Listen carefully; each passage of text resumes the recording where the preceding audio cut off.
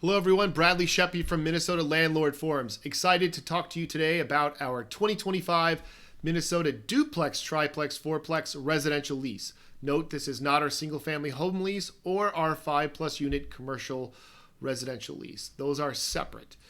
What we've created here is a compliant, user-friendly PDF that makes it easy to go step by step to make sure that those who are completing this form are not missing anything, as well as that it's very clear that this document complies with the law and is set up to truly decrease the amount of human error that's possible when creating that.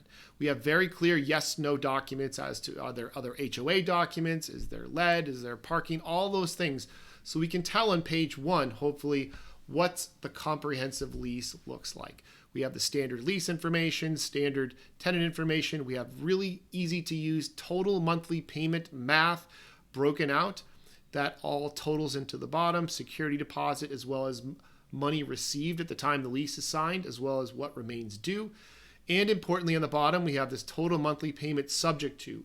There are recent changes in the law that require disclosures on page 1, which effectively are non-optional fees. What will the tenant have to pay that are on a monthly basis and are not optional? And so oftentimes those also can be vendor payment fees or renter insurance, and that's why we have this yes/no information on the bottom of page 1.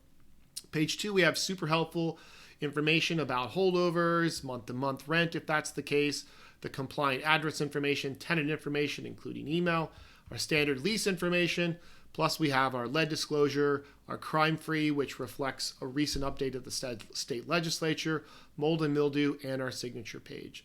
Also, what's included is our 2025 Minnesota residential utility service and other services addendum. Okay, for a very, very, very long time, utilities and single meter utilities, meaning if you have a fourplex and you have one source of heat, one water meter, etc., there was a lot of freedom of option on how you build tenants for that, as long as you complied with a few disclosures and methods. Now it's very specific to the type of utility. Some utilities are utility service, some are not. So we've created a brand new document that breaks down all of the law in order to be completely compliant with your property. Lots of checks boxes, disclosures, and our signature pages. Okay, if all of that was too fast, don't worry. If you do purchase a license to use this information, there will be a much slower how-to video to break down how to use this information. If you'd like to proceed, just click in the notes below, and then you'll be on your way to access this information. Thank you very much. Have a great day.